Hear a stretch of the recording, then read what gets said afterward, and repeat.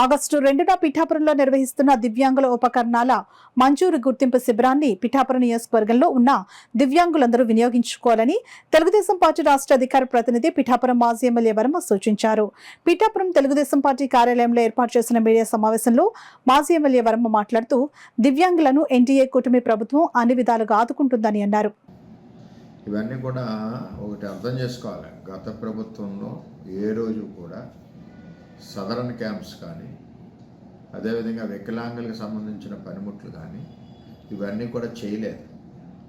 ఆ టైంలో మన పిఠాపురంలో జైపూర్ నుంచి మార్వాడీస్ ద్వారా ఆర్గనైజ్ చేయించి తెలుగుదేశం ప్రభుత్వం వారి ట్రస్ట్ ద్వారా కొన్ని ఇప్పించడం జరిగింది.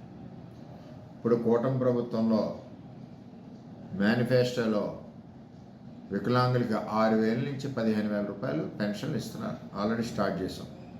అంటే ఇవన్నీ కూడా అర్థం చేసుకోవాలి. పేదల ప్రభుత్వం ఏది, పేదల కోసం పనిచేసే నాయకులు ఎవరు, ఇవన్నీ కూడా తెలుసుకోవాల్సిన బాధ్యత ప్రజల మీద ఉంది.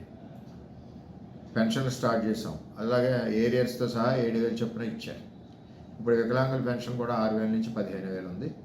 ఈ కార్యక్రమం ఏదైతే 2వ తారీఖు నాడు అంబేద్కర్ భవనం పిఠాపురం రథాలపేట దగ్గర జరుగుతుందో ప్రతి ఒక్కరు కూడా తెలుగుదేశం పార్టీ నాయకులు, జనసేన సంబంధించిన నాయకులు, కార్యకర్తలు గ్రామాల్లో ఇది ఒక పుణ్య కార్యక్రమం.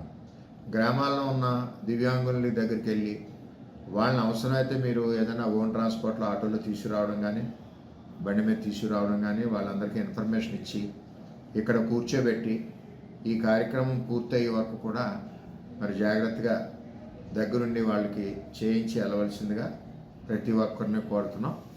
చేత ఇది మన వాళ్ళకి సహాయం చేసినట్టు అవుద్ది. వాళ్ళు కూడా మన సొంత కుటుంబ సభ్యులా భావించి నాయకులు, కార్యకర్తలు, గ్రామాల్లో ఉన్నవారు ఏ గ్రామాల్లో ఎవరెవరు ఉన్నారో తెలుసుకుని మీకు తెలిసి ఉంటుంది. వారందరికీ ఈ ఉపకరణాలు ఫ్రీగా వస్తున్నాయి కాబట్టి వాళ్ళు కొనుక్కోలేరు కాబట్టి ఉపయోగించుకునే విధంగా, ముఖ్యంగా పిల్లలకి చాలామందికి డెఫ్ అండ్ డమ్ పిల్లలు ఉన్నారు. వాళ్ళకి చెవిటి మిషన్ తెచ్చుకోవాలంటే 2-3 లక్షలు ఖరీదయ్యే విధానం కూడా ఉంటుంది. ఇవన్నీ కూడా ప్రభుత్వం కల్పిస్తుంది కాబట్టి అందరూ సహకరించి 2వ తారీఖు జరిగే కార్యక్రమం ఏదైతే ఉందో కూటమి ప్రభుత్వం ఆధ్వర్యంలో చంద్రబాబు నాయుడు గారు, పవన్ కళ్యాణ్ గారి ఆధ్వర్యంలో దాన్ని జయప్రదం చేసి దివ్యాంగులకి సహకరిస్తారని ఆశిస్తున్నాను.